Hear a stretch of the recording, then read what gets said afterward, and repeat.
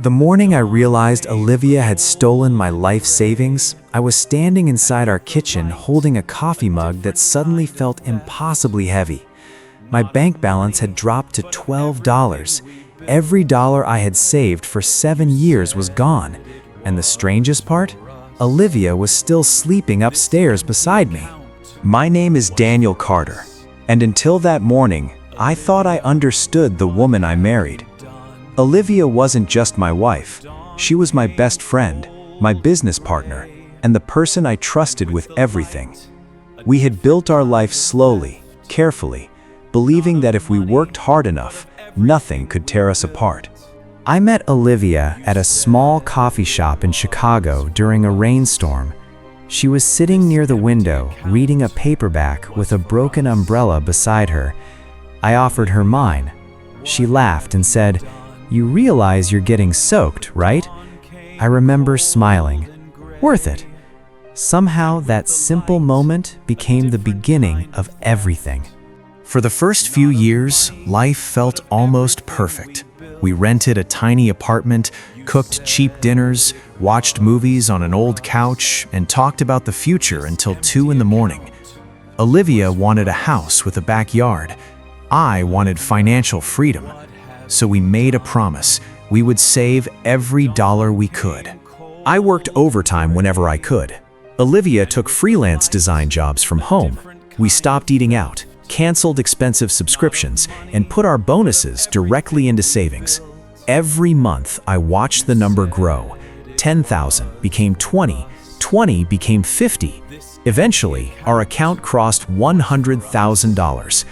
I stared at that number and felt like we'd finally made it. One night, Olivia hugged me from behind while I was checking the account. "We're actually doing this," she whispered. I turned around and kissed her forehead. "Our house is coming." She smiled, but something about that smile felt different. It disappeared almost instantly. I didn't question it. At the time, I had no reason to. Our first red flag came 3 months later. Olivia asked me to transfer $30,000 into a separate account because she said our joint savings weren't earning enough interest. It sounded reasonable. She showed me paperwork from a financial advisor and explained the investment plan confidently. I trusted her because she'd always handled the small financial details. I asked, "Shouldn't we both talk to the advisor?" Olivia hesitated for half a second. Then she smiled. "Daniel, you're exhausted. Let me handle this one thing."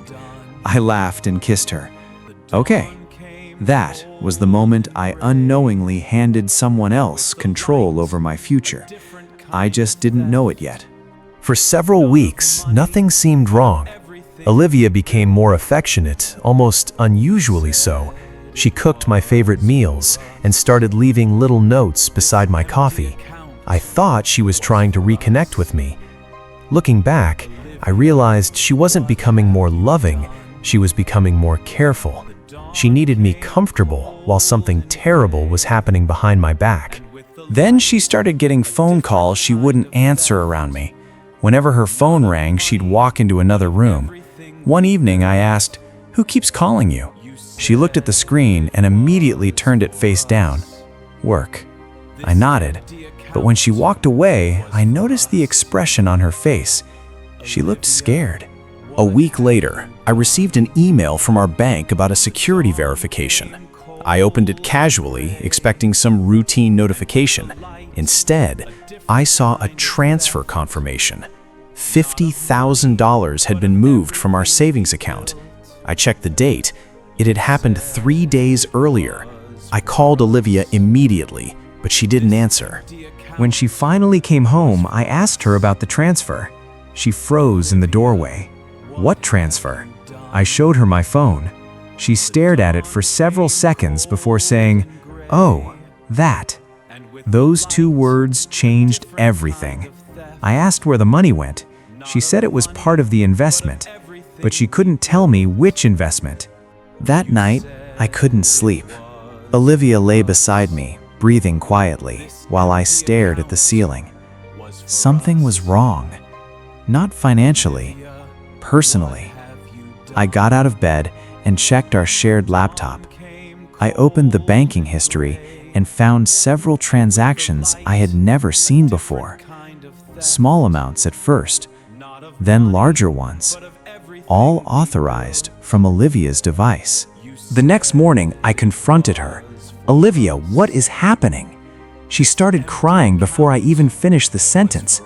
"I was going to tell you." I asked, "Tell me what?" She wiped her face and whispered, "I made a mistake." I thought she'd lost money in an investment. I had no idea she had been moving nearly everything we owned. I demanded to see the investment documents. Olivia went silent. Then she admitted there was no investment account. The $30,000 had gone to pay a personal debt. I felt my stomach drop. "What debt?" I asked. She wouldn't answer. I asked again. Finally, she whispered, "Someone was threatening me." That answer terrified me more than the missing money. I asked who was threatening her. She shook her head. "If I tell you, you'll leave me." I stepped backward. "Olivia, you're already giving me reasons to." She cried harder, but instead of explaining, she begged me to trust her one more time, and against my better judgment, I did. For the next 2 weeks, Olivia promised everything was under control. She said the money would come back. She said the debt was temporary. She even showed me a repayment schedule. I wanted to believe her, because the alternative was admitting that the woman I loved had been lying to me. Then my debit card stopped working at a grocery store. I called the bank from the parking lot. The representative asked me several security questions before saying something I'll never forget. "Mr. Carter, your account has been emptied." I laughed nervously because I thought she had made a mistake. "That's impossible. There's over $100,000 in there." She paused. There was. I rushed home and opened the account on my laptop. The balance was $12.47. I checked the transaction history. Dozens of transfers. Some went to unfamiliar accounts. Others went to a company called Westbridge Consulting. One account had received nearly $70,000. I searched the company online. It had no real office, no website, and no obvious employees. When Olivia came home, I was waiting at the kitchen table with every document spread in front of me. She looked at the papers, then looked at me. "Daniel." I stood up. "How much did you take?" She started shaking. I asked again. She whispered, $186,000. My legs nearly gave out. I couldn't understand how someone could steal that much while sleeping beside me every night. I asked where it went. Olivia finally admitted that Westbridge Consulting belonged to someone she knew before me, a man named Marcus. They had dated years earlier. Marcus had convinced her he could erase a private debt if she paid him enough money. I stared at her. "You were giving our savings to your ex?" Olivia shook her head. "It wasn't like that." I laughed because the sentence sounded absurd. Then what was it like? She couldn't answer. Marcus had apparently threatened to expose something Olivia had done years before, something involving a business partner, falsified documents, and money she had secretly taken. That was when I realized the truth was much bigger than our savings. Olivia hadn't suddenly become dishonest after we married. She had brought a secret into our marriage and buried it so deeply that even I never knew it existed. The money wasn't stolen in one desperate moment. It had been disappearing piece by piece for months. I asked Olivia why she hadn't told me. She looked at the floor. "Because I knew you'd see me differently." I said, "You should have given me the chance." She whispered, "I was afraid you'd hate me." I wanted to scream. Instead, I asked the question that hurt the most. "Did you ever actually love me?" She looked directly at me. Yes, I believed her. Somehow that made everything worse, because love didn't erase betrayal. It didn't restore the money. It didn't undo every dinner where she'd smiled at me while knowing our future was disappearing. I walked out that night with one bag, leaving my wedding ring on the kitchen counter. The following morning, I contacted a lawyer and froze every remaining account. We discovered something I hadn't expected.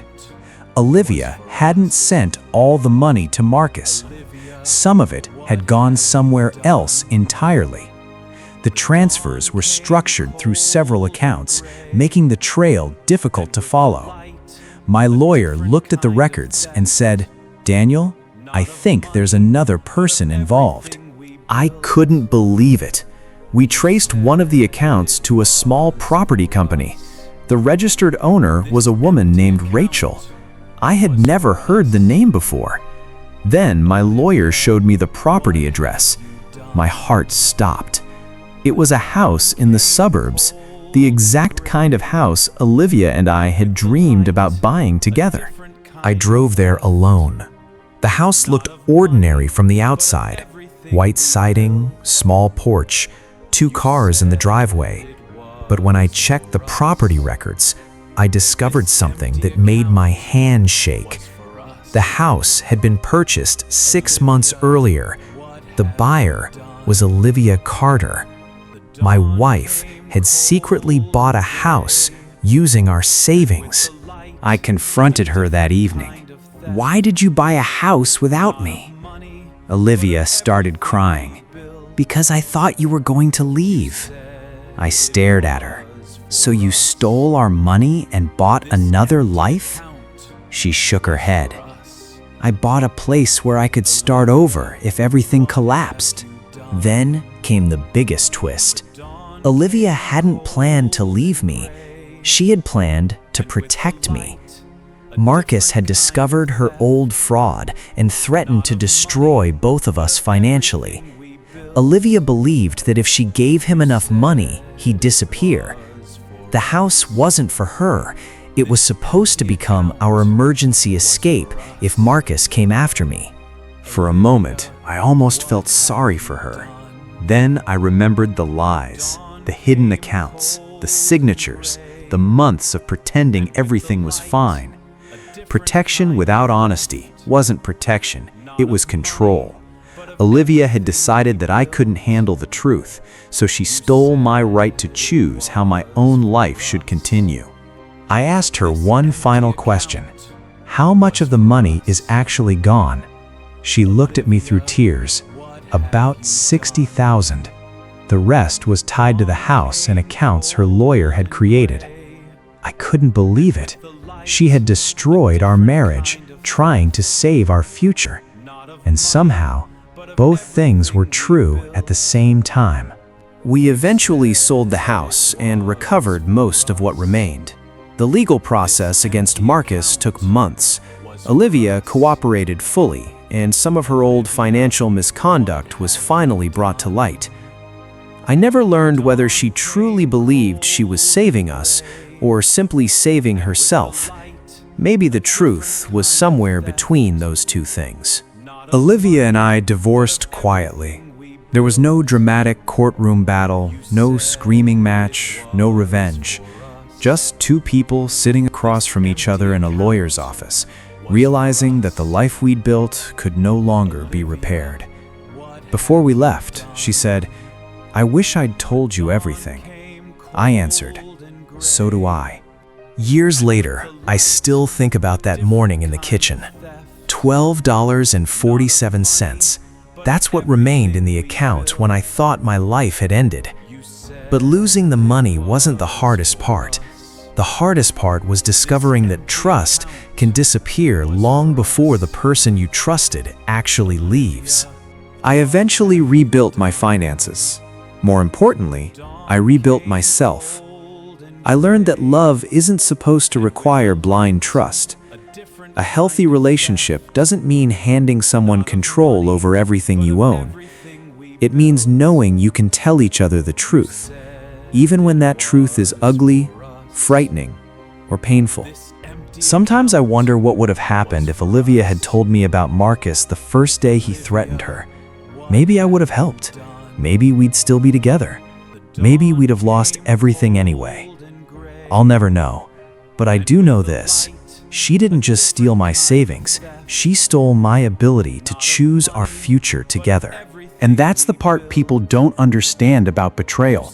It's not always the money, the messages, or the secrets. Sometimes it's the moment you realize someone made life-changing decisions for you without giving you a voice. Olivia thought she was protecting our life. In the end, she destroyed the very trust that made that life worth protecting. If there's one thing I learned from Olivia, it's this: never confuse love with trust, and never confuse trust with surrender. You can love someone completely and still ask questions.